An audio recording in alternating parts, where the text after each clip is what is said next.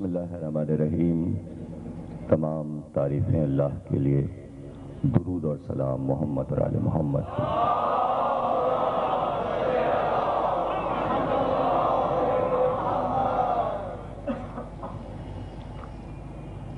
عشرہ چیلم کی 5ویں تقریر آپ حضرات سماعت فرما رہے ہیں، تجزیہ نہج البلاغہ کے موضوع پر۔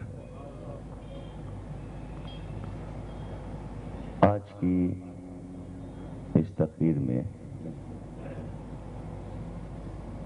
ہم نہج البلاغہ کا خطبہ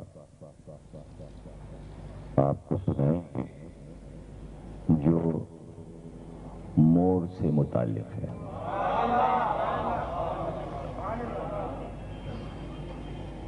مور ایک پرندہ ہے، آپ سب کو معلوم ہے۔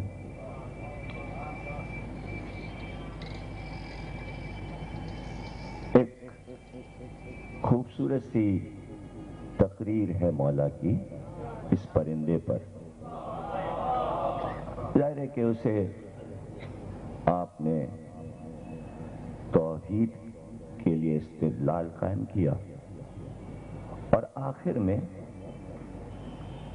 مور کے بارے میں گفتگو کر کے آپ نے جنت کی گفتگو کی کہ ایک پرندہ جب اللہ اتنا خوبصورت بنا سکتا ہے تو اب سوچو کہ جنت کیسی ہوگی۔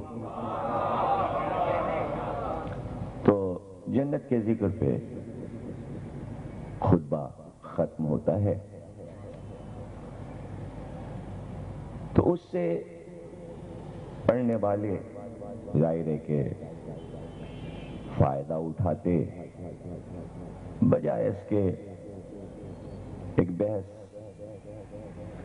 شروع ہوئی آج سے کئی صدی پہلے کہ جب نہج البلاغہ کو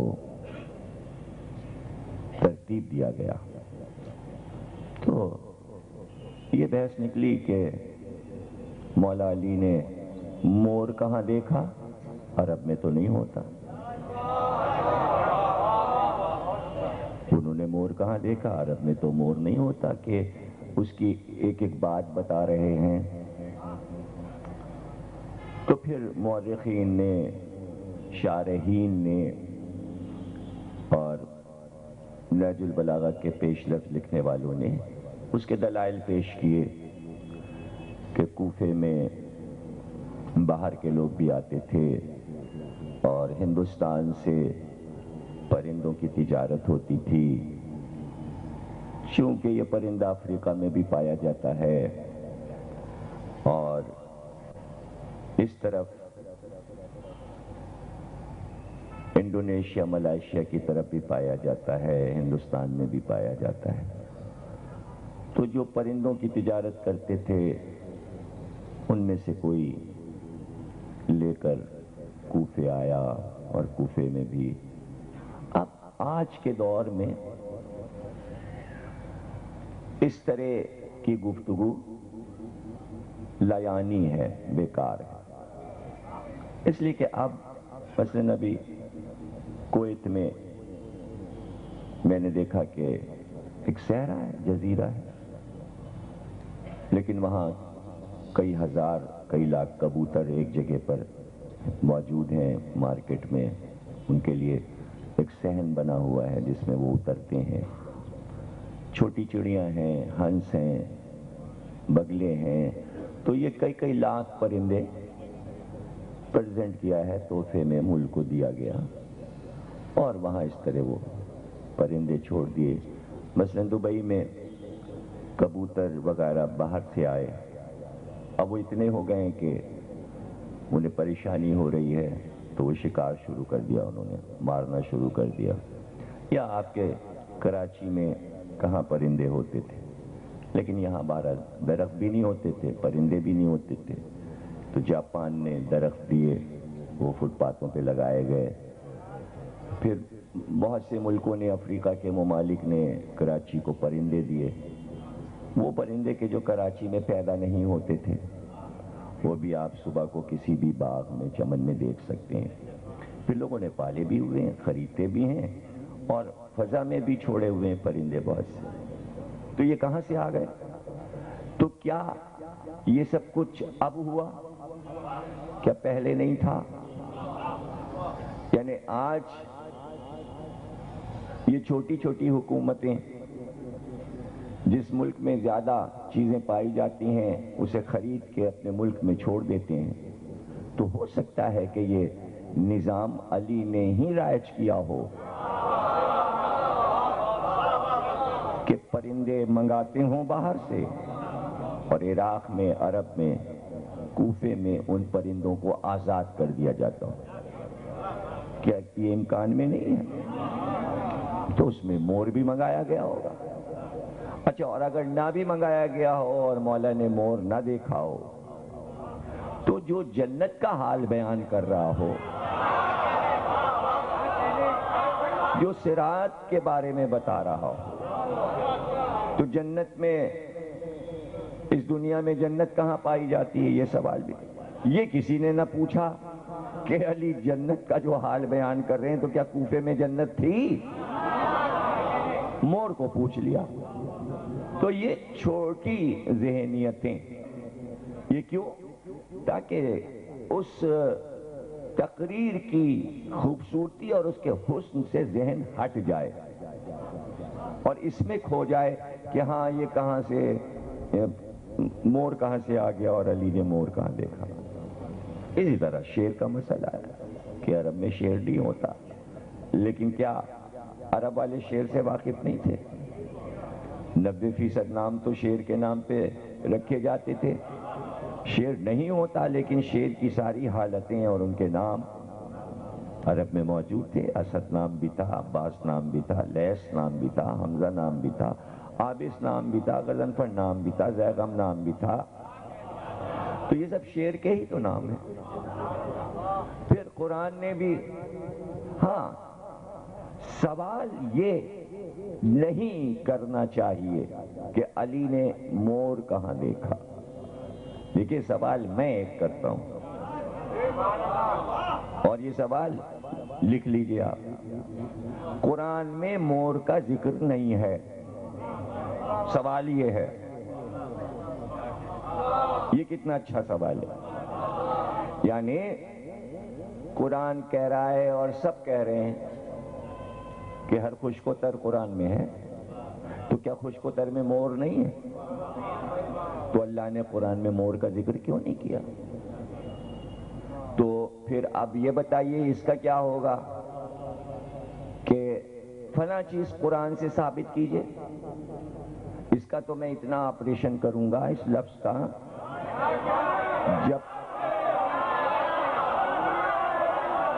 جب تک کہ شیعہ سنی ذہن میں یہ نہ بیٹھ جائے کہ یہ سوال غلط ہے، طے کر لیں کہ یہ سوال ہی غلط ہے کہ قرآن میں دکھائیے یا قرآن سے ثابت کیجئے۔ یہ سوال ہی غلط ہے، یہ عنوان ہی غلط ہے۔ اب مثلا میں پوچھتا ہوں، آپ اپنی پسند کی چیزیں پوچھتے ہیں، میں آج پوچھنا چاہتا ہوں کہ مجھے یہ مور پہ تقریر کرنی تھی خطبے کی وجہ سے، اگر قرآن میں مور پہ کوئی آیت ہوتی تو میں سرنامہ کلام میں پڑھتا، قرآن سے شروع کرتا، لیکن کوئی آیت ہی نہیں قرآن میں۔ تو مور کا ذکر اللہ نے کیوں نہیں کیا قرآن میں؟ کیوں نہیں کیا؟ اتنا اچھا پرندہ تیرا ہی اپنا بنایا ہوا، اور تو نے ایسا کیوں نہیں کیا؟ ذکر کر دیتا مور کا۔ تو مور کا ذکر نہیں ہے۔ عربی لفظ ہے طاؤس، مور کو عربی میں طاؤس کہتے ہیں۔ اب قرآن میں جا کے دیکھیے گا کہیں طاؤس لفظ ہے؟ نہیں ہے۔ ابھی ہوتا تو میں آپ کو بتا دیتا، بھئی ہوتا تو میں آپ کو بتا دیتا، باخدا نہیں ہے، قرآن کی قسم قرآن میں مور نہیں ہے۔ اب کب یقین کریں گے آپ؟ ارے ایک مور کیا، لاکھوں پرندے اللہ نے بنائے ہیں، میں نام لیتا جاؤں اور آپ کہتے جائیے یہ بھی قرآن میں نہیں ہے، یہ بھی قرآن میں نہیں ہے۔ لاکھوں پرندے ہیں، میں قسم کھا کے آپ کو کہتا ہوں طوطے کا ذکر قرآن میں نہیں ہے، کبوتر کا ذکر قرآن میں نہیں ہے، چیل کا ذکر قرآن میں نہیں ہے، ہنس کا ذکر قرآن میں نہیں ہے، مرغی اور مرغے کا ذکر قرآن میں نہیں ہے، عام سے پرندے ہیں۔ آصف ذرا اس کو مائک کو کیا گڑبڑ کر رہے ہو تم؟ جیسے شروع میں تھا ویسے کرو۔ آصف صلوات پڑھو۔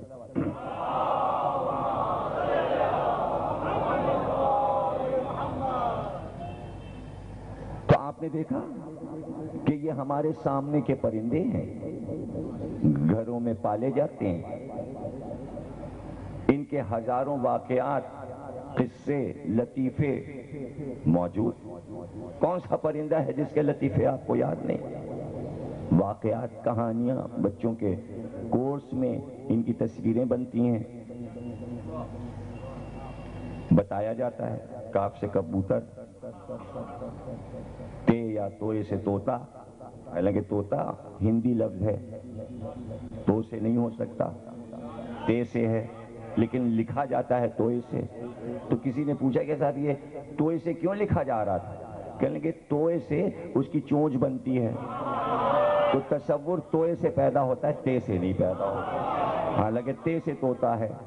اب وہ چونکہ فارسی میں ایک لفظ طوطی ہے تو وہاں ہر پرندے کو فارسی میں طوطی کہتے ہیں، وہ توئے سے لکھا جاتا ہے، تو وہ سب سمجھے کہ یہ طوطی کا مذکر طوطا ہے، حالانکہ وہ فارسی ہے، یہ ہندی ہے۔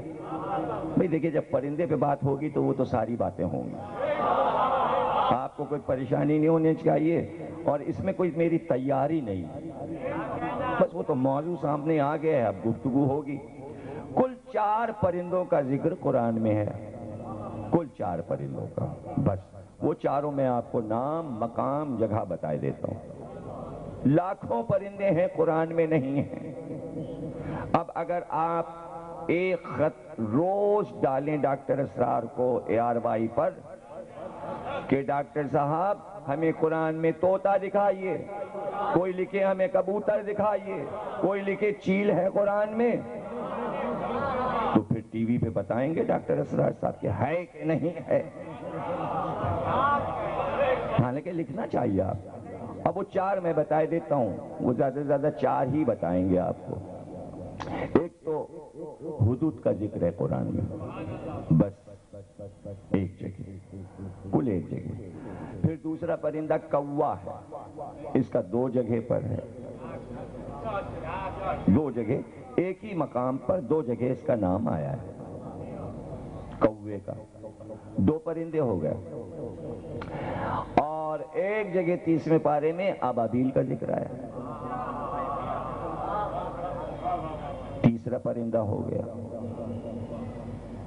اچھا، اب ایک جگہ یہ ضرور ہے کہ حضرت ابراہیم نے کہا کہ ہمیں دکھا تو کیسے مارتا اور جلاتا، تو اللہ نے کہا 4 پرندے لے لو اور ان کو حلال کر دو، مختلف پہاڑیوں پر ان کے سر اور جسم الگ الگ ٹکڑے کر کے ڈال دو، اور اس کے بعد ایک ایک پرندے کو آواز دو، تو وہ جسم اور سر جڑتے جائیں گے، گردنیں اڑ اڑ کے آتی جائیں گی، جسم سے ملتی جائیں گی، پھر وہ زندہ ہو جائیں گے، اور یہی ہوا۔ جب وہ زندہ ہو گئے پرندے، اللہ نے کہا اس طرح میں مارتا ہوں، اسی طرح میں جلاتا ہوں۔ یہ واقعہ قرآن میں ہے، لیکن قرآن نے یہ نہیں بتایا وہ چاروں پرندے تھے کون سے۔ 4 پرندے لکھے ہیں۔ اب مفسرین کا کہنا یہ ہے کہ ان 4 میں ایک مور بھی تھا، ہوگا، قرآن میں تو نام نہیں آیا۔ آپ نے کہاں سے تصور کر لیا کہ ان 4 پرندوں میں جو ابراہیم نے حلال کیے تھے ایک مور تھا؟ تو پتہ چلا بغیر تفسیر کے آپ نام نہ لے پائے تو قرآن تنہا کافی نہیں ہے نا۔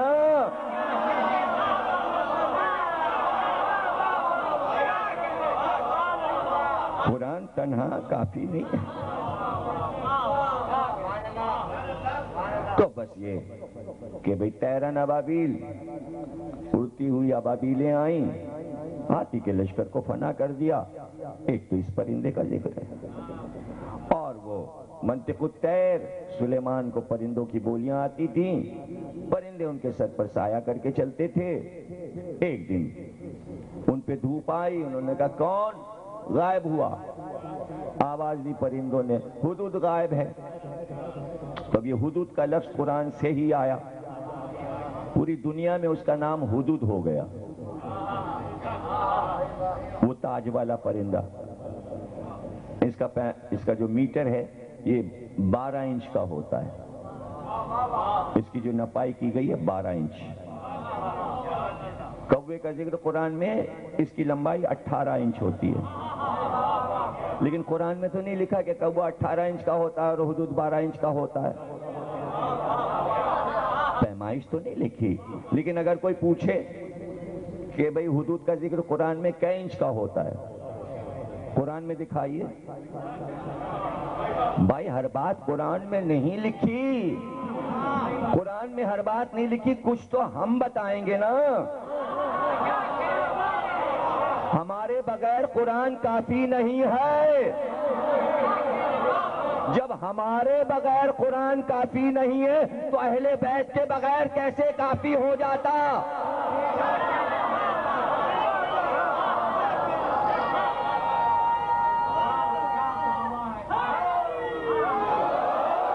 کیسے کافی ہو جاتا؟ تو اگر کوئی یہ کہے کہ قرآن میں مور کا ذکر دکھاؤ تو آپ یہ کہہ سکتے ہیں کہ نہج البلاغہ میں ہے. یہ ہے جواب.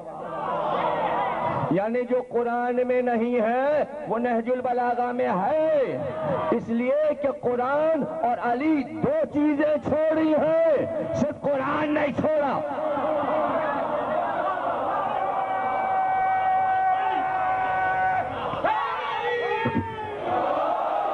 اگر آپ میرے اس فارمولے کو، یہ بہت قیمتی فارمولہ میں نے جوانوں اور بچوں کو دیا، اس کو رٹ لیں، یاد کر لیں. کتنا آسان فارمولہ میں نے کس طرح سمجھا دیا. اسی طرح ہمیشہ بات کیا کیجئے. کیا؟ جب کبھی بھی کوئی یہ کہے کہ فلاں چیز قرآن میں دکھاؤ تو آپ ہمیشہ یہ جواب دیجئے قرآن کافی نہیں ہے. قرآن سے ہر چیز ثابت نہیں کی جاتی. ہمارا عقیدہ پکا درست ہے کہ سرکار نے کہا میں اپنے بعد 2 گنا قدر چیزیں چھوڑ رہا ہوں، وہ ثقلین ہیں، قرآن اور اہل بیت، اور یہ مرتبے میں برابر ہے، نہ کم نہ زیادہ، اور یہ کبھی آپس میں جدا نہیں ہوں گے. کوثر تک انہیں ساتھ آنا ہے، جدائی مت ڈالو. اس لیے کہ جو قرآن میں نہیں ہے وہ اہل بیت بتائیں گے ہمارے پاس ہے.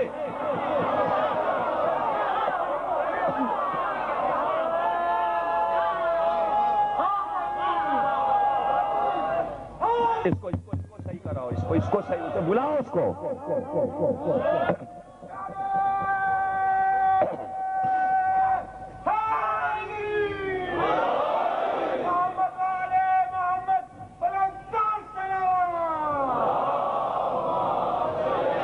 تو جو چیز قرآن میں نہیں ہے بس اتنا ہی اسپیس رکھو، یہی بیس بناؤ، مت کم زیادہ تم کرو.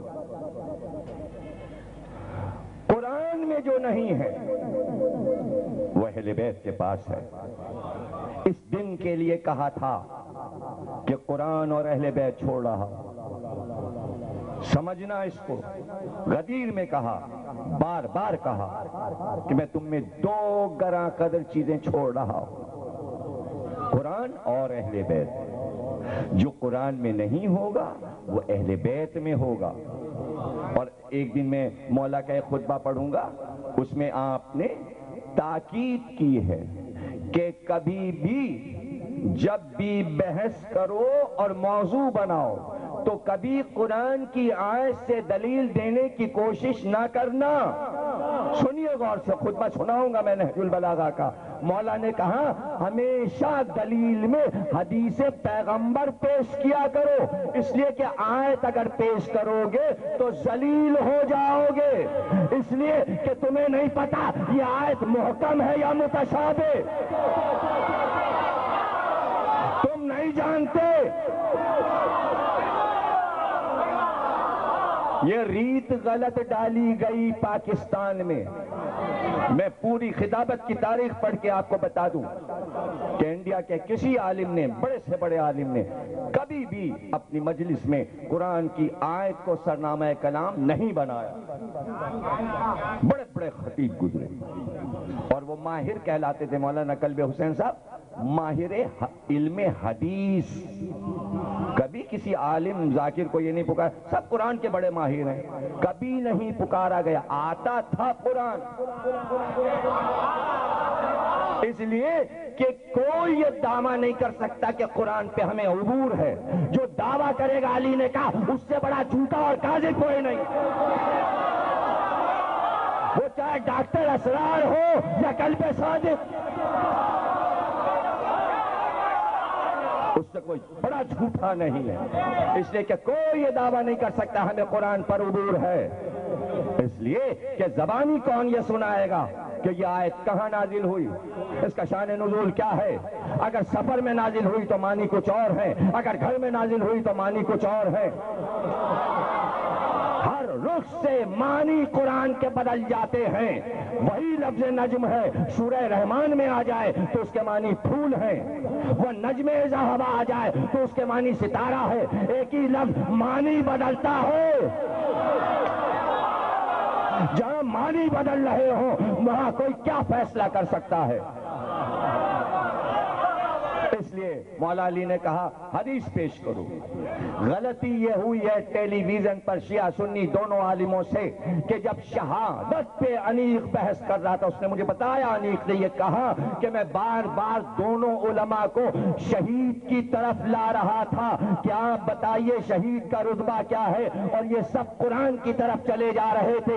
آخر نتیجہ یہی ہوا کہ اسرار نے کہا کہ یہ شہید جسے آپ شہید کہہ رہے ہیں شہادت قرآن میں نہیں ہے. نہیں ہے، صحیح ہے کہ نہیں ہے؟ قرآن میں ہے جو اللہ کی راہ میں قتل ہو جائے اسے مردہ نہ سمجھو. تو لفظ قتل ہے، وہاں لفظ شہید نہیں ہے. آیت یہ پڑھی گئی، اسرار نے کہا یہاں لفظ قتل ہے، یہاں شہید کہاں ہے؟ شہید کے معنی تو قرآن میں یہ ہے کہ گواہ. بات صحیح ہے، اس کی بات بھی صحیح ہے، وہ اسی معنی سے جانتا ہے. لیکن پلٹ کے شیعہ خطیب کو کہنا چاہیے تھا کہ کئی لاکھ حدیثیں جو شہید کے بارے میں پیغمبر کی ہیں کہ جو میدان جنگ میں شہید ہو گئے وہاں پیغمبر نے لفظ قتل نہیں کہا، تو کیا وہ غلط ہے؟ یہ نتیجہ ہوا قرآن لینے کا کہ پیغمبر کو چھوڑا.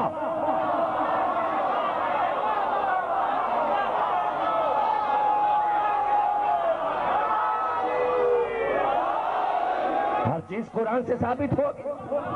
اور اگر قرآن میں لفظ شہید اور شہادت نہیں ہے تو اب کل سے کتابوں سے، حج کی کتابوں سے نکال دو شہدائے احد، شہدائے احد کی قبریں، شہدائے بدر کی قبریں، سب کاٹ کے پھینک دو. اس لیے کہ گواہ کے معنی ہے، مر جانے والوں کو شہداء نہیں کہتے، گواہی دینے والے کو شہید کہتے. تو عدالت میں جتنے لوگ گواہی دینے والے آ رہے ہیں وہ شہید ہیں، اور جو مر جائے وہ قتل ہے.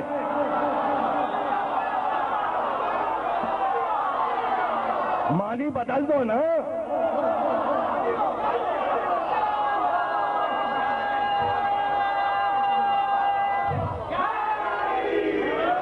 معنی بدل دو. نہیں صاحب، قرآن میں تو شہید کا لفظ گواہ کے معنی میں استعمال ہوا ہے، قتل ہو جانے والوں کے معنی میں تو نہیں استعمال ہوا، اور واقعی نہیں ہوا. میں نے پوری فہرست دیکھ ڈالی امام راغب کی. ان کا ہاں شہید کے معنی ہر جگہ گواہ ہیں. گواہی جو اللہ کی گواہی دے، توحید کی گواہی دے. مرنے کا کہاں لفظ ہے شہید میں؟ شہادت آپ بولتے ہیں کلمہ شہادت، تو وہاں شہادت کے معنی یہ تھوڑی یعنی اللہ کی لا الہ الا اللہ کلمہ شہادت. گواہی تو وہاں کوئی مر تھوڑی گیا. جو کلمہ پڑھنے کیا وہ شہید ہو گئے، سب کی شہادت ہو گئی. اس معنی میں بھئی شہادت پیش کیجئے عدالت میں، ٹھیک ہے، اخباروں میں آیا کرے. جج کے سامنے اتنے شہید آئے, یہ زنا کیس میں 4 شہید آئے, یہ مختار مائی کے کیس میں 50 شہید آئے. کل سے لکھو. اب گواہ کا لفظ ہٹا دیجئے, اس لیے کہ ڈاکٹر اسرار یہ کہہ رہے ہیں کہ گواہ اور شہید ایک ہے. جب ایک ہے تو مان لیجئے. تو بھائی عالم بن جانا, قرآن لے کے اور آنکھ الٹ دینا, داڑھی بڑھا لینا, کھا کھا کے پیٹ پھلا لینا, اس سے عالم قرآن نہیں بنتا, قد پھر بھی چھوٹا ہی رہ جاتا ہے. میں ان باتوں کو نہیں مانتا. میں نے آپ کے ذہن کو بالیدگی دی. میں نے اپنی مجالس میں آپ کو ادب بھی سنایا, فلسفہ بھی سنایا, تاریخ بھی سنائی, سائنس بھی سنائی, اس لیے کہ آپ کے ذہن کو ہم انسائکلوپیڈیا بنانا چاہتے ہیں. قرآن کی آیتیں سنا کے ہم آپ کو ملا نہیں بنانا چاہتے. ہم اپنے سامعین کو ملا نہیں بنانا چاہتے.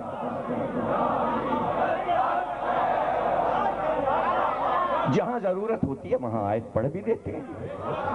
جن آیتوں پر سواد ہے, دلیل ہے کہ ائمہ نے یہ کہا کہ یہاں یہی معنی ہے, ہم پڑھ دیتے. لیکن ہوکا ہو جائے کہ آیتیں پڑھنی ہیں اور نتیجہ کوئی نہیں دینا, یہ تو کوئی. اور یہ کھیل کوئی مشکل تھوڑی ہے میرے بھائی. جرمنیوں نے ایک ایک لفظ کا قرآن کا جمع کر کے گن لیا, لسٹ چھاپ دی. آپ پوری لسٹ دیکھیے کہ آج ہمیں عقل پر 300 آیتیں پڑھنی ہیں, پڑھ دیجئے, ایک جگہ لکھی ہیں, ڈھونڈنا تھوڑی پڑے گی. سجدے پہ ہمیں 64 آیتیں پڑھنی ہیں, لسٹ میں دیکھیے 64 کی 64 یاد کر لیا. وہ یاد کرنے اس لیے آسان ہے کہ وہ اتنی سی ہوتی ہیں, یعنی وہ تو وہاں جہاں سجدہ لفظ لکھا ہے وہ نکالا جائے گا نا, پورا سورت تھوڑی آپ کو یاد کرنا ہے. تو وہ اتنے سے ٹکڑے ہوتے ہیں. یا رب العالمین ایک آیت ہو گئی, الحمدللہ ایک آیت ہو گئی, وللضالین ایک آیت ہو گئی, الف لام میم ایک آیت ہو گئی. ابھی یہ ایک آیت ہے, یہ ایک آیت ہے. کاف یا انسان نون والقلم وما یسطرون ایک آیت, 2 آیتیں ہو گئیں. نون والقلم ایک آیت, وما یسطرون دوسری آیت, 2 آیتیں ہو گئیں. اس طرح کی 50 پڑھ دیجئے. ارے صاحب کیا کہنا, 50 آیتیں پڑھ دی, ارے 2 لاکھ پڑھ دیجئے آپ. حافظ قرآن ہونا کوئی کمال نہیں, حافظ قرآن ہونا کوئی کمال نہیں ہے. قرآن اور اہل بیت چھوڑا ہے. پوچھئے یہ کہ قرآن تو تمہیں یاد ہے, اہل بیت کتنے یاد ہیں؟ ارے ہم تمہیں یہ بتا رہے ہیں کہ یہ قرآن ہے, یہ اہل بیت ہے. تنہا نہیں, تنہا سمجھ میں نہیں آئے, سمجھ میں بات نہیں آئے. تو اللہ نے اہم ترین پرندوں کا ذکر کیوں نہیں کیا؟ جہاں ضرورت تھی انبیاء کے واقعات سناتے ہوئے کہ زبردستی پرندوں کا کیا انسائکلوپیڈیا قرآن کو بنا دیتا. یہ نہیں ہوتا. لوگ قرآن کو ہی نہیں سمجھے, ابھی تک لوگ قرآن کو نہیں سمجھے. یہ نہیں ہے کہ اللہ یہ دعویٰ کرتا ہر خوش کو تر اس میں موجود ہے, تو دعوے سے پہلے ایک لسٹ جبریل کو دیتا کہ جتنے پرندے ہیں ان کی لسٹ لاؤ, اور ایک ایک آیت ہر پرندے پہ بنا کے 1 لاکھ پیغمبر ہے, 4 ان پہ اتار دو, طوطے والی اس پہ اتار دو, کبوتر والی اس پہ اتار دو, چیل والی اس پہ اتار دو, تاکہ قرآن میں سارے پرندے آ جائیں. تو کوئی پرندوں کی انسائکلوپیڈیا کی کتاب قرآن تھوڑی ہے, وہ تو انبیاء کا ذکر ہو رہا ہے. وہ تو مار ڈالا قابیل نے حابیل کو اور لاش لیے پھرا, تب اللہ نے 2 کووں کو بھیجا, ایک نے دوسرے کو مارا, مارنے کے بعد چوٹ سے ایک کوے نے قبر کھودی, کھود کے دوسرے کوے کو گاڑا. تو قابیل نے کہا ہائے میں تو کوے سے بھی گیا گزرا ہو گیا کہ میں اس لاش کے لیے گھوم رہا ہوں, مجھے یہ نہیں معلوم کیسے دفن کرنا ہے. یعنی کوے نے انسان کو قبر بنانا سکھایا, ایک پرندے نے انسان کو گائیڈ لائن دی، ہدایت کی، تو اس پرندے کا ذکر اللہ نے کیا کہ یہ ہے کوا، یہ ہے غراب۔ اب آپ کو بتا دوں، چونکہ سب سے پہلے قبر بنانے کا طریقہ کوے نے اللہ کے حکم سے انسان کو بتایا، تو اب یہ انسائکلوپیڈیا کی بات بتا رہا ہوں۔ حیرت تو ہوتی ہے حیرت انگیز باتوں پر۔ یہ لکھا ہے کہ اس وقت لاکھوں پرندوں میں سب سے زیادہ تعداد اکثریت کووں کی ہے۔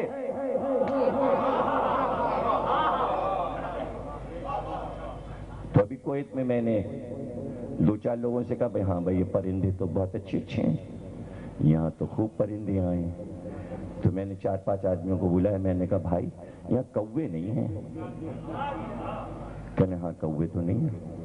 میں نے کہا یار یہاں کوے لا کے چھوڑو۔ وہ خوش ہو گئے، کہنے ہاں شیخوں کے سر پہ کوے چھوڑنے چاہیے، ہم آپ کی یہ بات پوری کریں گے، یہاں کوے منگا کے رہیں گے، یہاں ہم کوے ضرور منگائیں۔ دیکھیے کوا جو ہے اس کی عادات، اس کی اطوار، حالانکہ قرآن میں اتنا ہی سا ذکر ہے، لیکن کوا عجیب پرندہ ہے۔ سیانہ مشہور ہے، سیانہ۔ یہ کوے کے ذکر پہ اس لیے رکا کہ مولا نے مور کا ذکر کرتے کرتے ایک جگہ کوے کا ذکر کر دیا۔ اب ظاہر ہے کہ مولا نے جب قرآن کا ایک جائزہ لیا ہوگا لکھتے ہوئے، تو چونکہ رسول نے کہا کہ 2 چیزیں چھوڑ رہا ہوں، تو پہلے بیت کا کام ہی یہ تھا کہ جو قرآن میں نہیں ہے، یہ ہماری ڈیوٹی پیغمبر نے اور اللہ نے لگائی ہے کہ وہ سب ہم اپنے آپ میں پیش کر دیں، اس لیے کہ قرآن کامل ہوتا ہے ہمارے ساتھ۔ اس لیے مور پہ خطبہ دے دیا۔ اب کوئی اگر کہے قرآن میں مور کہاں ہے، تو آپ کا یہ نہج البلاغہ کا خطبہ، یہی ہے قرآن، یہی قرآن۔ واہ واہ واہ، امام فلاں کا حاشیہ کہ ابراہیم نے جو پرندے حلال کیے اس میں مور تھا، وہ تو مان لیا، اور جب علی کہہ رہے ہیں یہ ہے مور اور یہ ہے قرآن، تو قرآن کا حاشیہ سمجھ لیجئے اس خطبے کو۔ اگر آپ قرآن کی آیت نہیں مان رہے سے تو حاشیہ سمجھ لیجئے، تفسیر سمجھ لیجئے۔ یعنی خاطی انسانوں کے قول قرآن کی آیتوں پہ مان لیں گے، اور معصوم جو کہہ رہا ہے اسے چھوڑ دیں گے۔ اس سے بڑی زیادتی کیا ہو سکتی ہے؟ کیا یہ باتیں اللہ کو پسند آ رہی؟ اللہ کو یہ باتیں پسند آ رہی؟ کہ اللہ کو یہ نہیں معلوم کہ عالم قرآن علی ہیں؟ علی ہیں عالم قرآن؟ اور کوئی یہ کہے میں عالم ہوں، میں تفسیر لکھ رہا ہوں۔ عالم محمد نے کہا کوئی تفسیر نہیں لکھ سکتا قرآن کی، ہم ہیں مفسر قرآن۔ علی نے کہا کوئی ترجمہ نہیں کر سکتا قرآن کا، اس لیے کہ ترجمہ قرآن ہم ہیں۔ تو کہاں بھٹکا دیا گیا؟ کہاں بھٹکا دیا گیا؟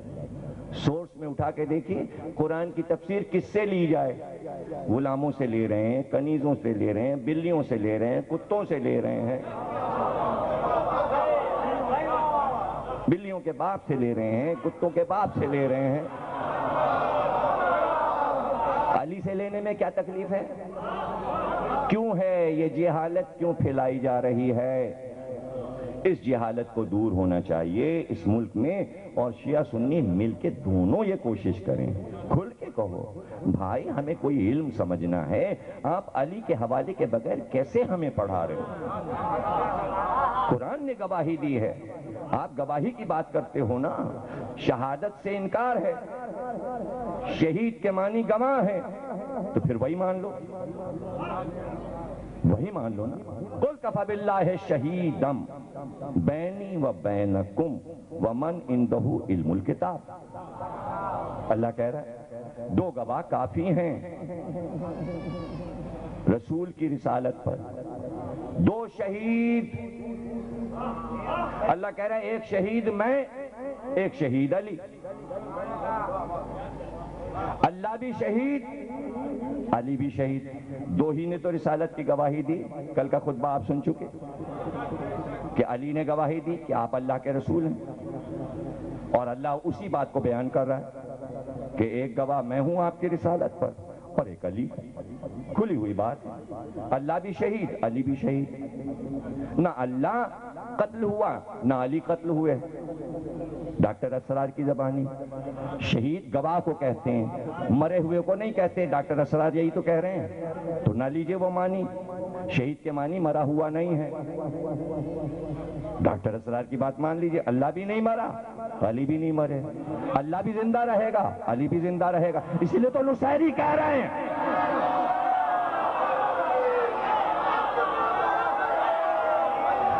اگر شہید کے معنی قتل ہوا نہیں مانو گے تو 14 خدا ماننا پڑیں گے۔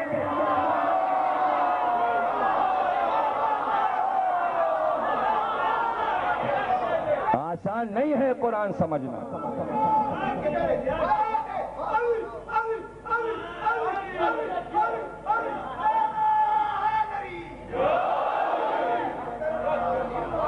چھوٹی سی علی کی خوبصورت سی تقریر ہے، بیچ بیچ میں باتیں آتی رہیں گی۔ مولا فرماتے ہیں قدرت نے ہر قسم کی مخلوق کو عجیب و غریب بنایا ہے، وہ جاندار ہو یا بے جان، ٹھہری ہوئی ہو یا ہلتی جلتی، یہ چیزیں کھلی ہوئی دلیلوں سے خدا کی لطیف صنعت اور عظیم قدرت کی گواہ ہیں کہ جنہیں دیکھ کر عقل سب کچھ مان کر اور تسلیم کر کے سر جھکائے ہوئے ہے، اور ہمارے کانوں میں اس کے ایک ہونے کی دلیلیں اس طرح کے ان پرندوں کی صداؤں کی شکل میں گونج رہی ہیں۔ پرندوں کی تسبیح سے کہا کہ وہ ایک ہے۔ کہاں ہے اتنے حسن والی آوازیں جس کا خالق اللہ ہے، جنہیں اس نے زمین کے نشیبوں، کشادہ دروں اور پہاڑوں کی اونچائیوں پر بسایا ہے، ان کے رہنے کے ٹھکانے بھی بتا دیے، اور جنہیں قسم قسم کے بالوں پر شکلیں اور صورتیں دی ہیں، وہ بھی اللہ کی اطاعت کر رہے ہیں اور کھلی فضاؤں میں گھوم رہے ہیں، اللہ کی اطاعت کر رہے ہیں اور کھلی فضاؤں میں گھوم رہے ہیں، پھر رہے ہیں، اور اپنے پروں کو بڑبڑاتے جا رہے ہیں، اپنے پروں کو ایسی منظر نگاری کیسے محسوس کراتے ہیں علی اپنی تقریر میں، جس چیز کو بیان کرتے ہیں وہ قریب سے نظر آتی ہے۔ ان پرندوں کی پہلے سے کوئی مثال نہ تھی، یہ مولا علی نے بار بار یہ مثال دی کہ اللہ نے جو چیز بنائی کسی چیز کو دیکھ کر نہیں بنائی، تم جو چیز بناتے ہو دیکھ کر بناتے ہو، یعنی فضا میں اڑتے ہوئے پرندے نہ ہوتے تو تم جہاز نہیں بنا سکتے، بھمبیری ٹڈی اڑتی ہوئی نہ ہوتی تو ہیلی کاپٹر نہیں بن سکتا تھا، اسی سے نقشہ لیا گیا ہے، بھیل مچھلی سے جہاز کا نقشہ لیا گیا ہے، یعنی آپ جو چیز بناتے ہو کسی نمونے کو دیکھ کر بناتے ہو۔ علی کہہ رہے ہیں اللہ نے کسی نمونے کو دیکھ کر نہیں بنایا، وہ خود خالق ہے، وہ خود ہی ڈیزائنر ہے، جو چیز خلق کر دے جیسی چاہے بنا دے، کوئی مثال نہ تھی، لیکن خدا نے انہیں عجیب و غریب صورتوں سے سنوارا، وجود کا لباس پہنایا اور بدن کے اندر جوڑ ملا کر ان کا ڈھانچہ بنایا۔ اب یہ ایک پورا علم ہے کہ پڑھایا جاتا ہے کہ جانوروں کی ہڈیاں کیسے کیسے ایک دوسرے سے، پنکھوں کی، ٹانگوں کی، ایک دوسرے سے ہڈیاں جوڑی کیسے ہیں اللہ نے، بغیر کسی پیچ کے، صرف آنکڑے ہیں اور وہ آنکڑوں میں آنکڑے ہیں، اس طرح ہڈیاں، یا آپ کی ہڈی یہاں کی شانے کی ہڈی کے بیچ میں اٹکی ہوئی ہے بغیر کسی پیچ کے، یہ قدرت کا کمال ہے۔ علی ایک ایک چیز لطیف اشاروں سے سمجھاتے ہیں اور بتاتے ہیں کہ ایک غور کرو، یہ قدرت کی ایک دلیل ہے۔ اب آپ आप देखिए कि जिस्म के अंदर, बदन के अंदर जोड़ से जोड़ मिलाकर उनका ढांचा अल्लाह ने बनाया। उनमें कुछ वो हैं जिनके जिस्म वजनी हैं, चुनांचे वो फजा में तेजी से और ऊंचाई पर उड़ने से रोक दिए गए। मसलन गिद्ध ऊपर नहीं जा सकता, एक दरख्त से उड़ेगा बैठ जाएगा, फजा में ऊपर तक नहीं जा सकता। मोर फजा में ऊपर तक नहीं, इसलिए कि ये वजनी परिंदे, ये नीची नीची परवास करते हैं, ये ऊपर नहीं जा सकते। ये कबूतर की तरह कई हजार फीट पे नहीं जा सकते, तेजी से और ऊंचाई पर उड़ने से रोक दिए गए। वो जमीन से थोड़ी ही ऊंचाई पर उड़ते हैं। उसने अपनी लतीफ कुदरत और नाजुक सनत से इन भांत भांत के परिंदों को तरह तरह के रंग दिए हैं। चुनांचे इनमें कुछ ऐसे हैं जिनका एक ही रंग है, जैसे उन्हें एक रंग में डुबो कर निकाला गया हो। जैसे कौवा काला काले रंग में करके निकाल लिया गया हो। उनके यहाँ किसी और रंग की मिलावट नहीं, लेकिन कुछ परिंदे इस तरह रंगों में डुबोए गए हैं कि उनके गले की माला का रंग और है और बाकी बदन का रंग और है। इन परिंदों में सबसे ज्यादा अजीब मोर है, जिसके जिस्म के हिस्सों में बहुत तवाज़ुन है और जिसके रंग बड़ी खूबसूरती से तरतीब दिए गए हैं।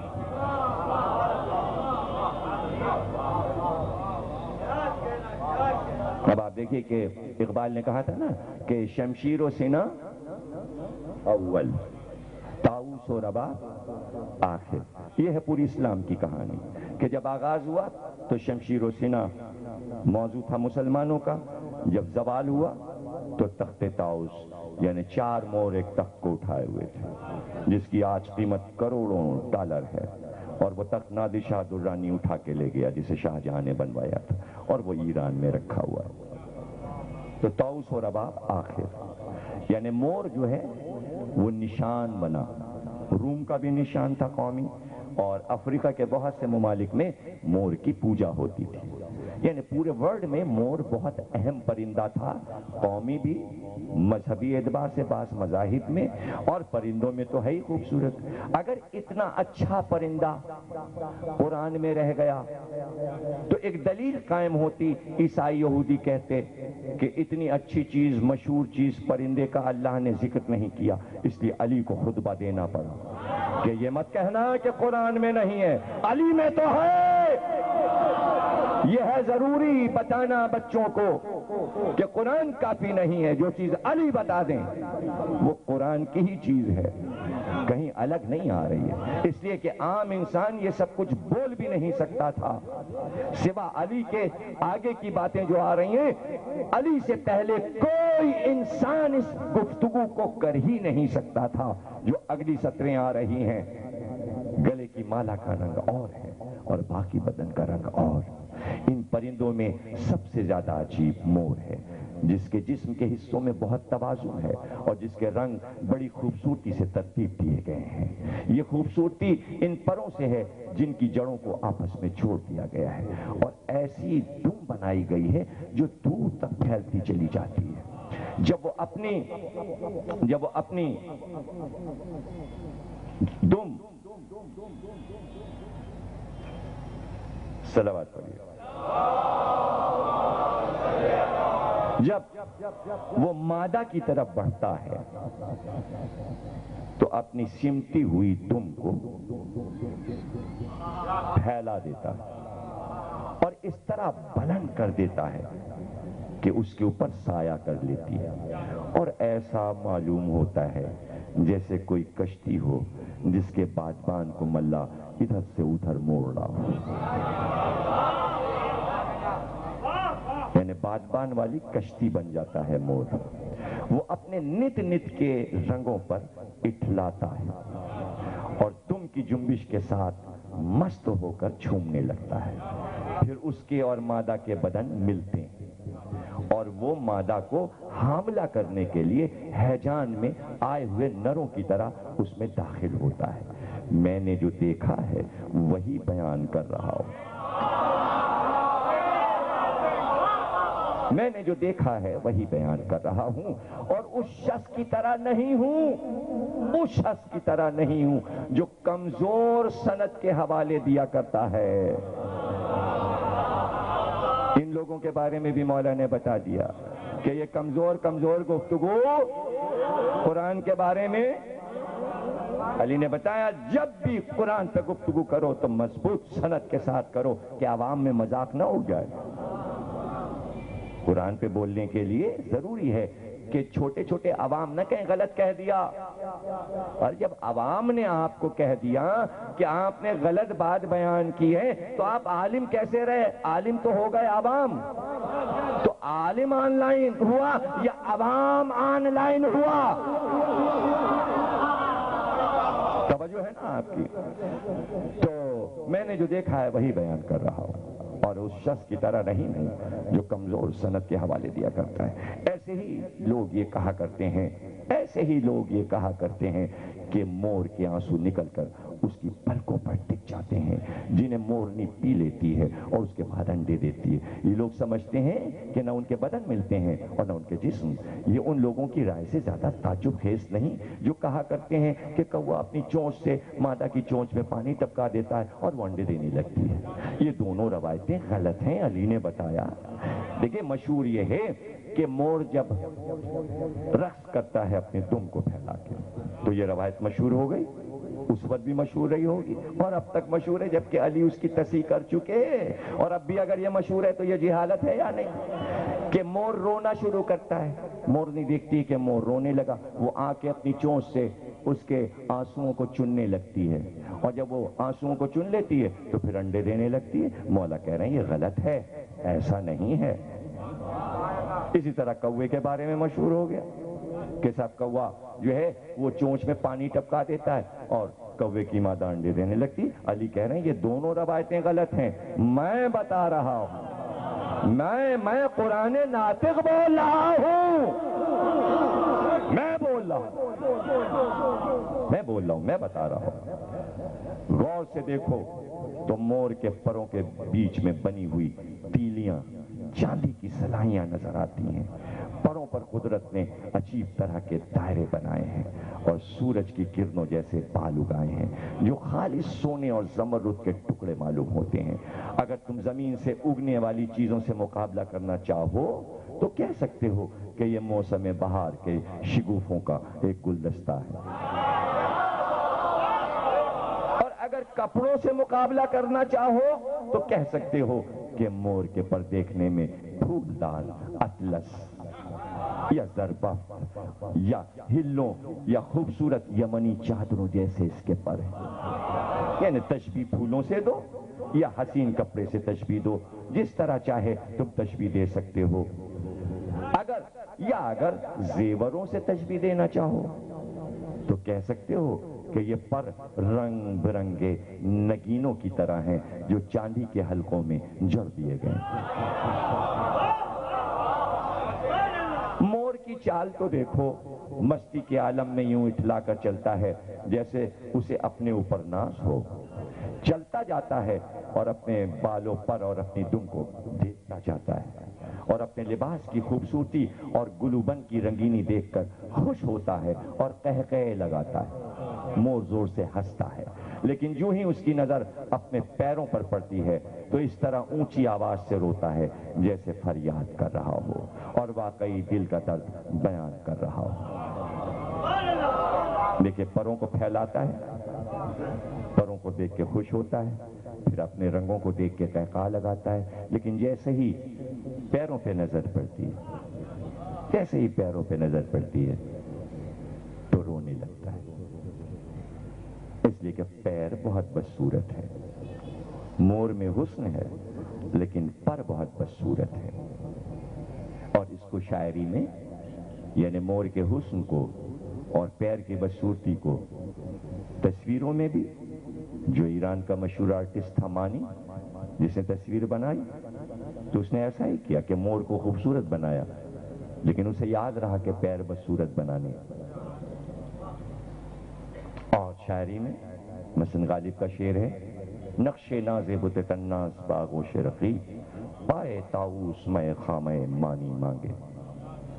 غالب کہہ رہے ہیں کہ مانی نے جو تصویر مور کی بنائی تھی تو اس میں یہ خاصیت تھی کہ جو جا کے تصویر کو دیکھتے تھے تو مور کو دیکھ کے خوش ہوتے تھے، لیکن جب پیر پہ نظر پڑتی تھی تو لوگوں کو بڑی رنجیدگی ہوتی تھی کہ تصویر میں غم اور خوشی دونوں شامل تھے، جیسے مور کی لائف میں خوشی اور غم دونوں شامل ہے کہ پہلے اپنے حسن کو دیکھتا ہے پھر بدصورتی پہ نظر پڑتی۔ اب یہ تو کہانیاں ہیں، اب کیا کریں، قرآن میں نہیں ہے، قرآن میں نہیں ہے۔ کہتے ہیں کہ توریت میں ہے یہ بات، اور میں نے پڑھی ہے، انجیل میں بھی ہے اور بائبل میں بھی ہے، لیکن قرآن میں نہیں ہے کہ یہ پیر اس کے بدصورت کیسے ہو گئے، کیا ہو گیا، تو وہ ایک پورا قصہ ہے، وہ قرآن کے حاشیوں پہ لکھا جاتا ہے، مگر قرآن میں نہیں ہے، اور وہ میں آپ کو سنائے دیتا ہوں، خطبہ کامل ہو رہا ہے، میں ابھی سناتا ہوں جو میں حصہ چھوڑا ہے میں نے۔ وہ یہ ہے کہ صاحب سانپ جو تھا اس کے پیر ہوا کرتے تھے اور وہ جنت کا رہنے والا تھا، اور مور بھی جنت کا پرندہ تھا، اور انجیر کا درخت بھی جنت میں لگا ہوا تھا، یہ بھی جنت کا ہی درخت ہے۔ یہ توریت انجیل کی باتیں ہیں، آدم کے قصے میں لکھی جاتی ہیں، مسلمانوں نے وہاں سے لے کے اپنے قرآن میں تفسیر میں شامل کیا، ظاہر آیتوں میں تو نہیں شامل کر سکتے، تفسیر میں حاشیے پہ لکھ سکتے ہیں۔ تو وہ یہ ہے کہ جناب شیطان نے کہا سانپ سے کہ بھئی ہمیں جنت میں لے چلو، یا مور سے کہا کہ ہمیں جنت میں لے چلو، تو وہ سانپ سے مور نے کہا کہ تم اپنی پیٹھ پہ ہمیں بٹھا کے لے چلو، اور مور کی چونچ میں شیطان بیٹھا چھپ کے، اور مور جو تھا وہ سانپ کی پیٹھ پہ بیٹھا، اور اس طرح یہ لوگ جنت میں داخل ہو گئے۔ ان کو اجازت تھی، جنت سے باہر بھی آیا جایا کرتے تھے، تو داخل ہو گیا، اور انجیر کی درخت کے نیچے لے جا کے مور نے شیطان کو اتار دیا۔ تو سازش کی شیطان نے، اور کہتے ہیں آدم کو معاذ اللہ بہکا لیا شیطان نے، اور اس درخت کی طرف لے گیا، تو اللہ نے تینوں پہ عذاب نازل کیا، انجیر کے درخت کو بھی جنت سے نکال دیا، مور کو نکال دیا، اور اس کو سزا یہ دی کہ اس کے پیر بدصورت کر دیے، اور سانپ کو یہ سزا دی کہ اس کے منہ میں زہر بھر دیا اور اس کے پیر کاٹ دیے، اس لیے وہ زمین پہ رینگ رینگ کے چلتا ہے۔ یہ تینوں کو سزا ملی، اور تینوں کی آپس میں دشمنی ہو گئی، جہاں انجیر کے پودے لگے ہوں گے، درخت لگے ہوں گے، مور وہاں پر اس کو رہنے نہیں دیتا، ننگا کر دیتا ہے، سارے پتے توڑ توڑ کے پھینکنے لگتا ہے، اور جہاں مور سانپ کو دیکھ لیتا ہے فوراً اسے کھا جاتا ہے۔ یعنی تینوں میں آپس میں دشمنی ہو گئی، انجیر کے درخت کے پاس سانپ نہیں رہتا۔ یہ ہے بنی اسرائیل کی روایت، لیکن ہمارے ہاں تفسیر میں لکھی جاتی ہے یہودیوں سے لے کے، اس لیے کہ اس جگہ پر تفسیر میں لکھنے کے لیے کوئی روایت نہیں تھی، تو یہ سانپ اور انجیر اور مور کی روایتیں، اس کو کہتے ہیں اسرائیلیات، ایسے قصوں کو کہتے ہیں اسرائیلیات۔ تو اسرائیلیات تو لکھنے کو آپ تیار ہیں قرآن کی تفسیر میں، علی جو کہہ رہے ہیں یہ خطبہ لکھنے کو آپ تیار نہیں۔ یہودی ذہنیتیں علی کی طرف نہیں آ رہی ہیں، آپ یہودی سے روایت لے لیں، ان کے پیغمبر ہیں یہ سب، اسحاق اور یعقوب اور یوسف، ان کے یہاں تو ہزاروں کہانیاں ہیں ان کے بارے میں، انہی کی سرزمین پہ رہتے تھے اور وہیں قبریں ہیں ان کی، وہ جو چاہیں اپنے پیغمبر کے بارے میں لکھیں، آپ کیوں وہ لیجئے، آپ وہ لیجئے جو علی بتائیں، جو علی کہہ رہے ہیں۔ مور کی چال دیکھو، مستی کے عالم میں یوں اٹھلا کر چلتا ہے جیسے اسے اپنے اوپر ناز ہو، چلتا جاتا ہے اور اپنے بالوں پر اور اپنی دم کو دیکھتا جاتا ہے، اور اپنے لباس کی خوبصورتی اور گلوبند کی رنگینی دیکھ کر خوش ہوتا ہے اور کہہ لگاتا ہے، لیکن جو ہی اس کی نظر اپنے پیروں پر پڑتی ہے تو اس طرح اونچی آواز سے روتا ہے جیسے فریاد کر رہا ہو اور واقعی دل کا درد بیان کر رہا ہو، کیونکہ اس کے پیر دوغلے مرغوں کے پیروں کی طرح ملگجے اور دبلے پتلے ہوتے ہیں، اور اس کی پنڈلی کے کنارے پر ایک چھوٹا سا کانٹا ہوتا ہے، ہاں اس کی گردن پر بالوں کے بدلے ہرے رنگ کے نقشین پروں کا ایک گچھا ہوتا ہے، اس کی گردن کا پھیلاؤ سراہی کی گردن کی طرح ہے، گردن کی جڑ سے اس کے پیٹ تک یوں نظر آتا ہے جیسے اسے یمن کی مہندی سے رنگ دیا گیا ہو۔ علی نے 1400 سال پہلے مہندی کی تشبیہ دے کے بتایا عرب میں مہندی ہوتی تھی۔ یہ بھی تو اعتراض اٹھتا ہے، مہندی ہندوستانی چیز ہے،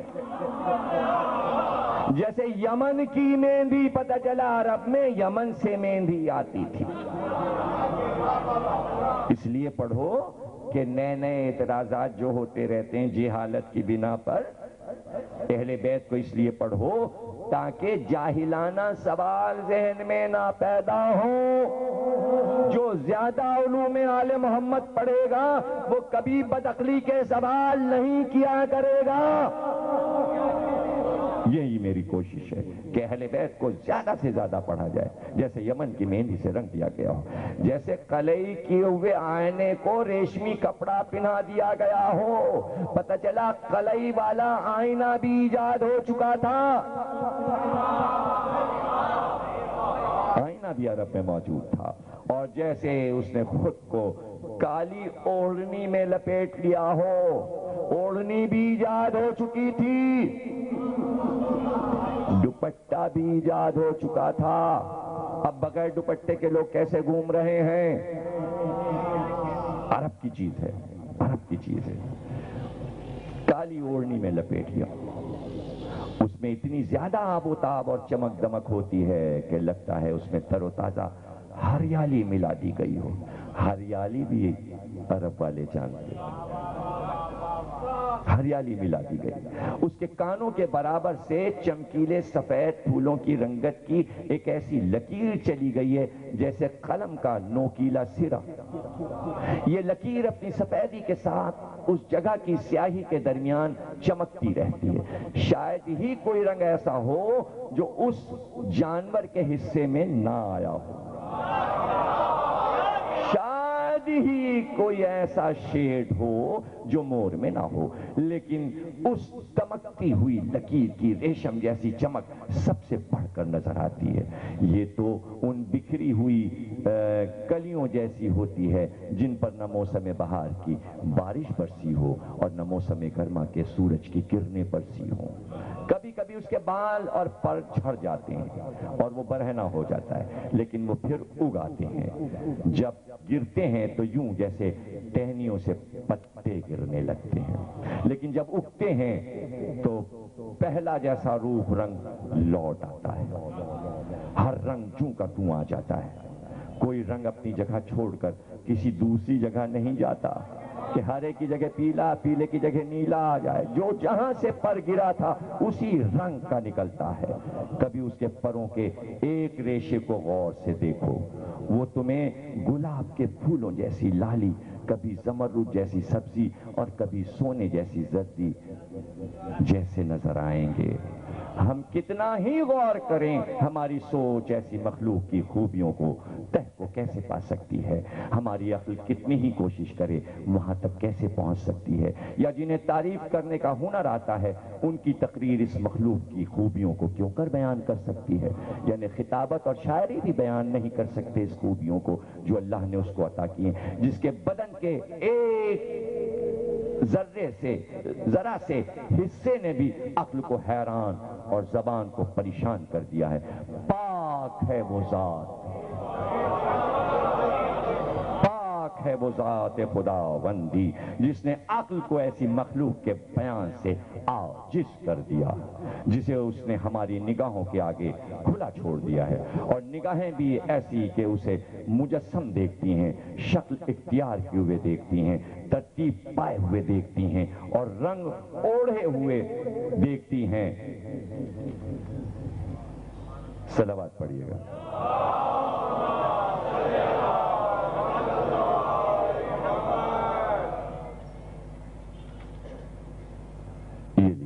آخری حصہ اس کا ختم ہوا خطبے کا۔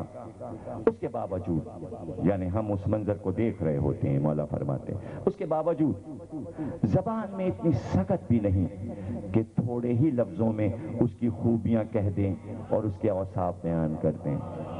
یعنی اتنا سب کچھ بیان کر کے کہ اس سے حسین بات تشریح نہیں ہو سکتی تھی۔ علی نے یہ بتایا کہ قدرت کی سنائی کی تعریف کا حق دنیا میں کوئی ادا نہیں کر سکتا۔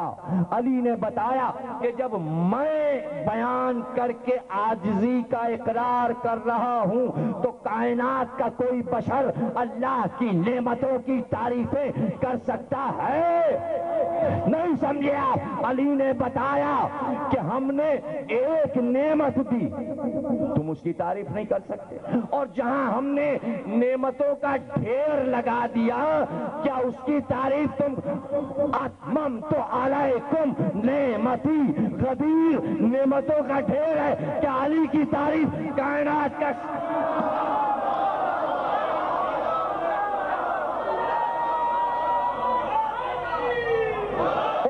چاہیے عمر چاہیے۔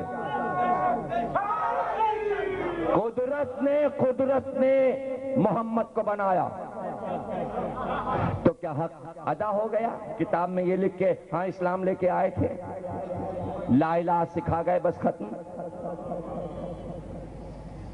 ہو گیا، حق ہو گیا؟ یہ مور کا حق کیا ادا ہو گیا؟ سورج کی تعریف میں حق ادا ہو گیا؟ فضاؤں اور نعمتیں اور کھانا اور پینا اور یہ سانس، سب کا حق آپ نے ادا کر دیا۔ علی یہ بتانا چاہ رہے ہیں کہ اللہ نے تمہیں جتنی نعمتیں دی ہیں اس کی تعریف میں تم حق نہیں ادا کر سکتے، سجدوں سے حق ادا نہیں ہو سکتا، رکوع سے حق ادا نہیں ہو سکتا کہ جیسی نعمتیں اس نے تمہیں دے دی۔ تو سب سے بڑی نعمت تو ہمیں محمد دی، آل محمد دیے، تو آپ کیا تعریف کر کے بھئی یہ لکھے چوتھے خلیفہ تھے، جمل ہوئی، سفین ہوئی، نارمان یہ حق ہو گیا؟ ارے حق یہ ہے کہ لاکھوں مجلسیں کر ڈالو، 1400 سال سے ذکر علی ہو رہا ہے، ذکر علی کا حق نہیں ادا ہوا۔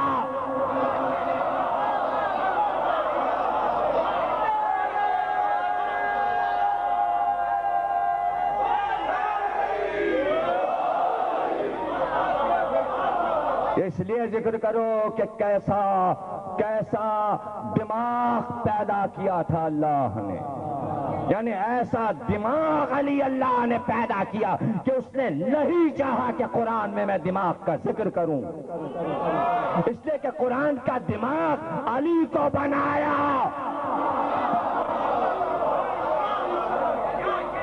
اور دماغ کی ہی تو آج ساری تعریف ہو رہی ہے، ساری ایجادات دماغ پر ہو رہی ہیں، اور قرآن میں دماغ نہیں۔ اور ڈاکٹر اسرار کو خط لکھیے کہ قرآن میں دماغ دکھاؤ، لکھیے، ٹی وی کو لکھیے، ARY کو لکھیے، جیو کو لکھیے کہ دماغ پہ ایک تقریر کریں قرآن سے، جتنی آیتیں دماغ میں ہیں قرآن میں سب پڑھیں، شیعہ خطیب ہو یا سنی۔ تو نہیں ہے دماغ قرآن میں، تو جب نہیں ہے تو پھر کچھ کو تر کا دعویٰ کہاں گیا کہ ہر چیز قرآن میں، تو ہر چیز تو قرآن سے ثابت نہیں، یا دکھائیے۔ اور یہ چھوٹی چھوٹی باتیں مت قرآن میں پوچھا کیجیے، اور اگر پوچھنے ہی پہ آ رہے ہیں تو 24 گھنٹے پھر ہر چیز پوچھیے، اور کچھ لوگ تھے ابن عباس سے اسی طرح پوچھا کرتے تھے، فلاں چیز قرآن میں ہے، فلاں چیز قرآن میں ہے۔ ایک دن ابن عباس عاجز آ گئے اور کہنے کم بخت، یہ جو تو اونٹ لیے ہوئے ہیں نا، جس کی مہار پکڑے ہوئے، یہ تیرے اونٹ کی مہار کا ذکر بھی قرآن میں ہے، اور یہ تیرا اونٹ بھی قرآن میں ہے، اور یہ مہار بھی ہے، اور تو بھی ہے، یعنی اسی طرح قرآن میں مہار پکڑے ہوئے تو موجود ہے۔ کہنے لگا کہاں؟ کہنے وہ ہمیں نہیں معلوم۔ ابن عباس کہنے وہ راسخون فی العلم جانتے ہیں، وہ میرے استاد علی کو پتا ہے سب قرآن میں، مگر علی سے پوچھنا پڑے گا۔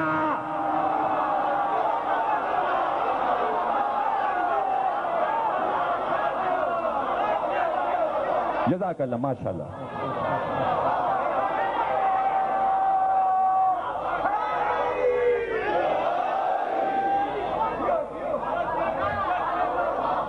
بہت ہی خوبصورتی اور آرام سے آپ 1 گھنٹہ یوں طے کروا دیتے ہیں، 11:05 ہے نا، بہت ہی حسن کے ساتھ وقت کو آپ، اور ظاہر جب ذکر علی ہو رہا ہو تو وقت کا کہاں پتہ چلتا ہے، تھوڑے ہی لفظوں میں اس کی خوبیاں کہہ دے اور اس کے اوصاف بیان کر دے۔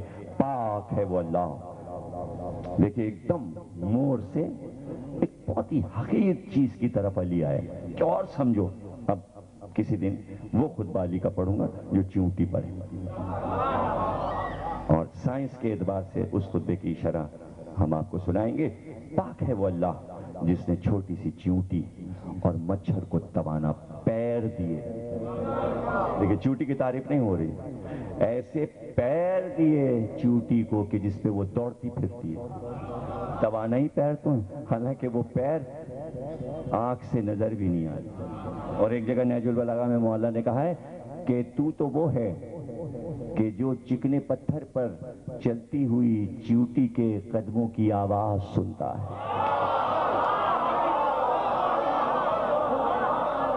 تو یعنی اتنے طریقوں سے علی نے توحید کو سمجھایا کہ اگر علی اس طرح نہ سمجھاتے تو آج مسلمان اللہ ایک نہیں بلکہ واپس بت رکھ چکے ہوتے کعبے میں۔ یہ علی کا کارنامہ ہے کہ ایک خدا پر پوری امت کو روک لیا علی نے، ورنہ اور سب تو فتوحات کی باتیں کر رہے تھے، اللہ کی باتیں کون کر رہا تھا؟ مال مال مال مال، زمین، یہ سلطنت، یہ وہ نظام، اس کے علاوہ اور اللہ کی بات کون کر رہا تھا؟ کہاں ہو رہی تھی؟ اور علی نے اسی لیے چھٹی لی تھی امت سے 25 برس کی۔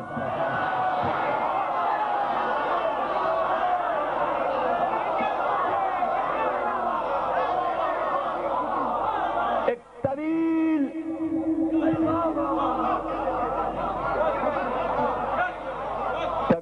تعطیل لی تھی آرام کرنے کے لیے، تاکہ میں اس کو ان کو سمجھا دوں، اس کو ان کو سمجھا دوں، اور علی کامیاب ہو گئے۔ ہائے ہائے، اب جملے آنے لگتے ہیں، حالانکہ خطبے کا آخری ٹکڑا رہ گیا، اگر وہ جملے نہ ہوں تو پھر کیا لطف آئے گا۔ 25 برس علی کیا سال بھر میں نہیں سمجھا سکتے تھے؟ 2 سال میں نہیں، یہ 25 برس کیوں لگائے؟ 25 برس کے بعد واپس آ گئے چھٹی ختم کر کے۔ 25 برس کی چھٹی کیوں کی؟ تو کہا جب تک میں نے توحید کی سلور جبلی نہیں منا لی۔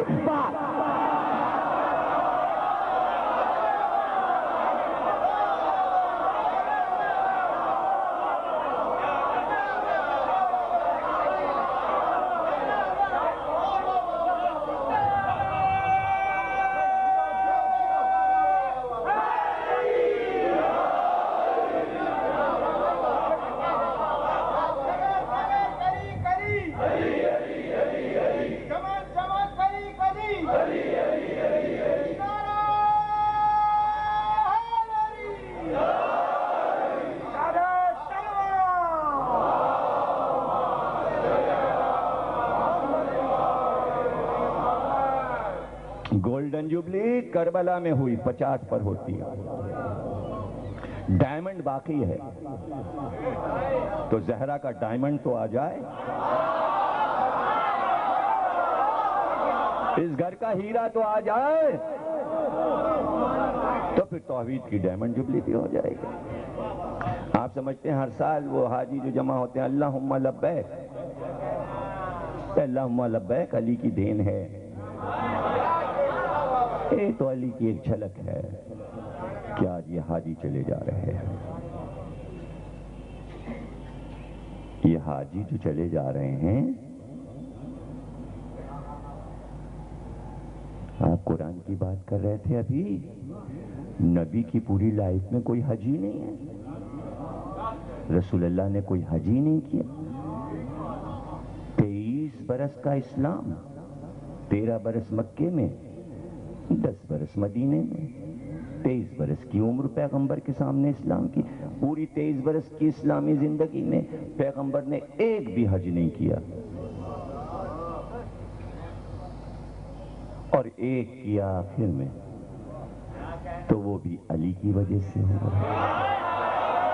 جب علی کی وجہ سے ہوا تو حج تو علی کی وجہ سے باقی ہے، نہ غدیر ہو نہ یہ حج ہو۔ خطبہ آخر دیا جاتا ہے حج میں، وہی خطبہ آخر خطبہ غدیر ہے۔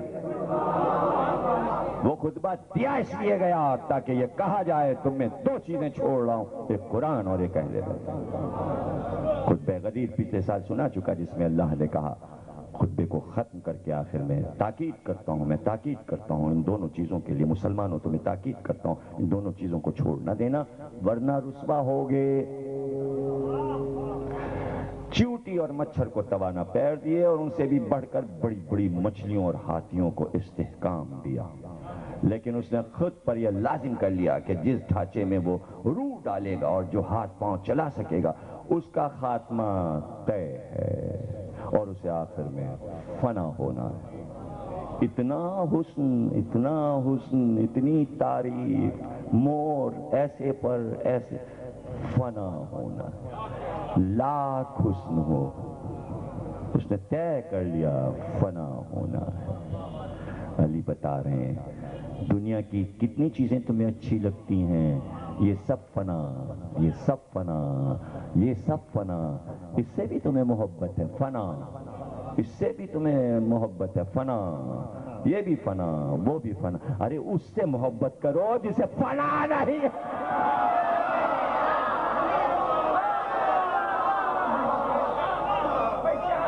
تم خوش قسمت ہو کہ کائنات کی ہر چیز پسند کرتے ہو، اپنی اپنی پسند کی چیزیں خرید کے لاتے ہو، لیکن اطمینان اس لیے ہے کہ اس سے مودت ہے، تمہیں معلوم ہے ان کو فنا نہیں ہے، تو تم نے بقا سے جو رشتہ جوڑا ہے اس لیے تم کو بھی فنا نہیں ہے۔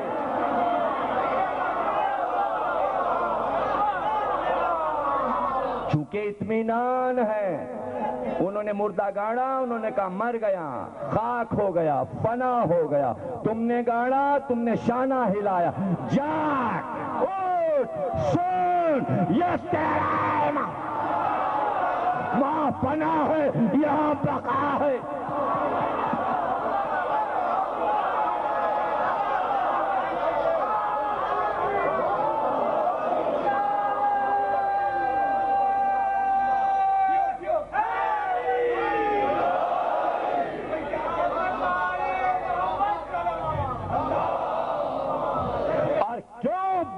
کا ہمیں یقین ہے اس لیے کہ علی نے کہا کہ اگر تم دل کی آنکھوں سے جنت کے ان خوبصورت منظروں کو دیکھ لو جو بیان کیے جاتے ہیں تو تمہارا دل دنیا کی اچھی سے اچھی خواہشوں، لذتوں اور سجے دھجے منظروں سے اچاٹ ہو جائے گا اور ان درختوں کے پتوں کے بجنے کی آوازوں میں کھو جاؤ گے جن کی جڑیں بہشت کی نہروں کے کنارے مشک کے ٹیلوں میں اتری ہوئی ہیں، اور تمہارا دل ان کی چھوٹی بڑی شاخوں سے لٹکے ہوئے تر و تازہ موتیوں جیسے گچھوں میں اور ہرے ہرے پتوں کے غلافوں میں لپٹے ہوئے طرح طرح کے پھلوں میں محو ہو جائے گا، اور پھل بھی ایسے کہ جو ذرا سا ہاتھ بڑھا کر توڑے جا سکیں، بلکہ توڑنے والے کا جی چاہے تو آپ ہی وہ آگے بڑھ کے آتے ہیں، ہاتھ نہیں اٹھانا پڑتا، بس نیت کی اور وہ آ گئے، نیت کی اور وہ آ گئے۔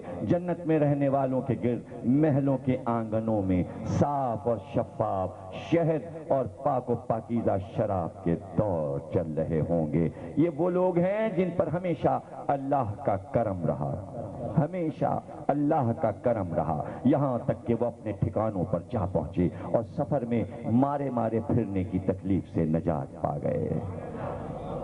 یعنی وہ بھٹکتے نہیں پھر رہے، انہیں راستے معلوم ہیں کہ منزل پر کیسے پہنچنا ہے، وہ ادھر ادھر تبلیغ کی تکلیف میں نہیں پڑتے، ادھر سے ادھر نہیں جاتے۔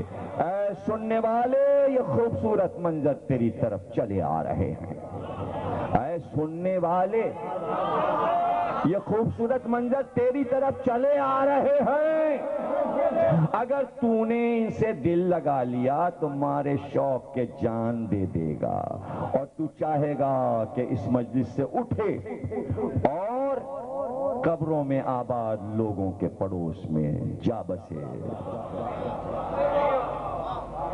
وہ منظر چلے آ رہے ہیں۔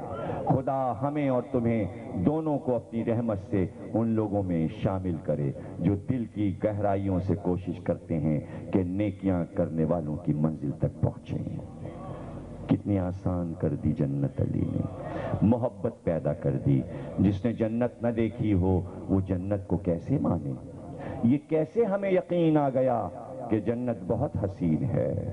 یہ کیسے ہمیں پتا ہے کہ ہمارا یہ سفر جب ختم ہوگا تو ہم ایک حسین مقام پر پہنچ جائیں گے؟ کس نے ہمیں یقین دلا دیا کہ مرنے کے بعد جنت ہے؟ ان سے پوچھو کہ جو جنت کو دیکھ چکے تھے، اگر جنت کو دیکھے ہوئے نہ ہوتے تو اتنے بہادر تھے کہ نیزوں کو اپنی طرف آنے نہ دیتے، وہ اتنے بہادر تھے کہ تلوار ان کے قریب نہیں آ سکتی تھی، لیکن وہ آنے دے رہے تھے اس لیے کہ انہیں تلواریں نہیں نظر آ رہی تھیں، انہیں نیزے نہیں نظر آ رہے تھے، انہیں تیر نہیں نظر آ، انہیں جنت کے مناظر نظر آ رہے تھے، انہیں جنت کے مناظر نظر آ رہے تھے۔ اور وہ صبح کا وقت تھا، صبح صادق کا ہوا چرخ پہ جس وقت ظہور، زمزمے کرنے لگے یاد الہی میں طیور، مثل خورشید برآمد ہوئے خیمے سے حضور، یک بیک پھیل گیا چار طرف دشت میں نور، شش جہت میں رخ مولا سے ظہور حق تھا، صبح کا ذکر ہے کیا چاند کا چہرہ فق تھا، ٹھنڈی ٹھنڈی وہ ہوائیں وہ بیاباں وہ سحر، دم بدم جھومتے تھے وجد کے عالم میں شجر، اس نے فرش زمرد پہ بچھائے تھے گوہر، بہکی جاتی تھی لہکتے ہوئے سبزے پر نظر، دشت سے جھوم کے جب باد صبا آتی تھی، صاف گنچوں کے چٹکنے کی صدا آتی تھی۔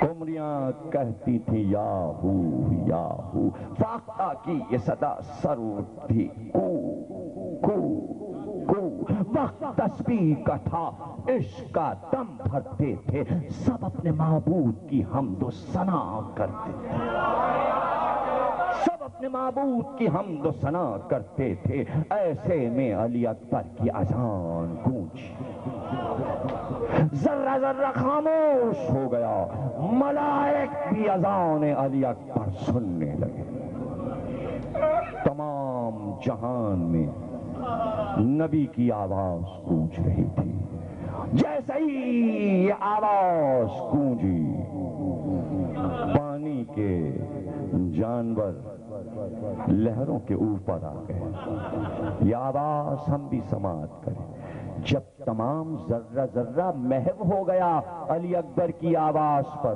تو اب سوچو پھر خیمے میں کیا ہوا ہوگا۔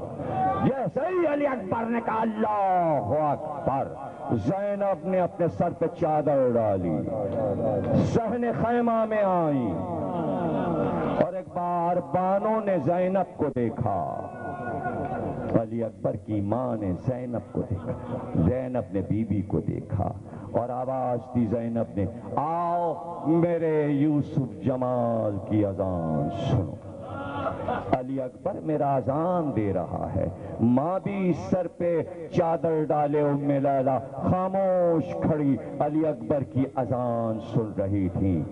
جیسے باہر کے لوگوں نے اذان سنی، خیمے میں بیویوں نے اذان سنی، علی اکبر اذان دے رہے ہیں، علی اکبر اذان دے رہے ہیں۔ یہ عاشور کی صبح تھی، جب 11 کا دن نمودار ہوا، اذان کا وقت آیا تو سناٹا تھا، ایک آواز ام لیلا کی آئی، علی اکبر اذان دو صبح ہو گئی۔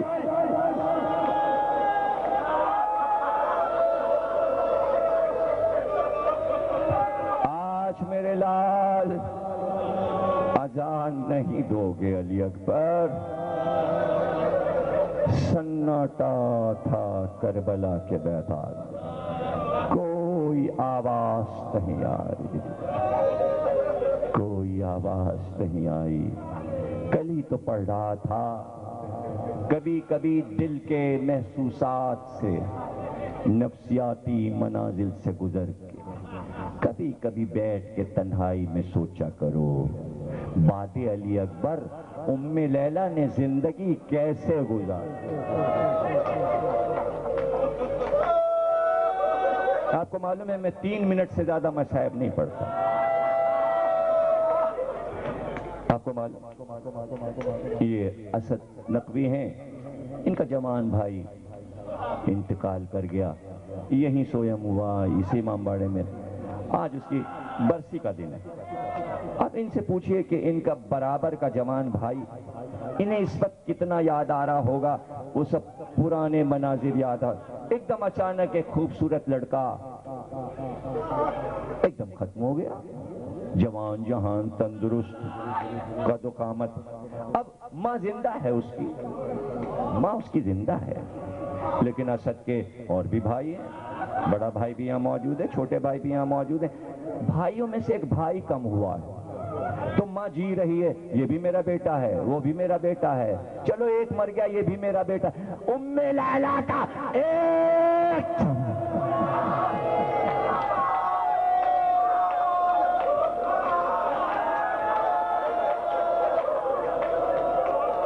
میں کربلا واپس نہیں جاؤں گا، قافلہ چل چکا، میں رخصت علی اکبر نہیں پڑھوں گا۔ میرا تو دل چاہتا ہے میں یہ پڑھوں کہ بچپن میں لیلا نے علی اکبر کو پالا کیسے، پرورش کیسے کی، کہاں پالا تو زینب نے، لیکن ہاں رات کو لیلا کے پاس زینب چھوڑ جاتی پہلو میں کہ ماں کو نیند نہ آئے گی بیٹے کے بغیر، لیکن ماں یہ کہتی ہے آدھی رات گزرتی تو میری آنکھ کھل جاتی، اور آنکھ کیوں کھلتی؟ میں دیکھتی کہ میرے لال علی اکبر پہ کوئی سایہ جھکا ہوا ہے۔ ایک دن میں نے حسین سے کہا میرے والی جانے رات کو کون ایک سایہ سا آتا ہے اور اکبر پہ جھک جاتا ہے، کہ ام لیلا گھبراؤ نہ، وہ میں ہوں، میں راتوں کو اٹھ کے آتا ہوں علی اکبر کو دیکھنے کا، کیوں کہ دیکھنے آتا ہوں علی اکبر میرا پیاسا تو نہیں ہے۔ میں علی اکبر سے پوچھتا ہوں علی اکبر پانی پیو گے؟ علی اکبر ماتم حسین حسین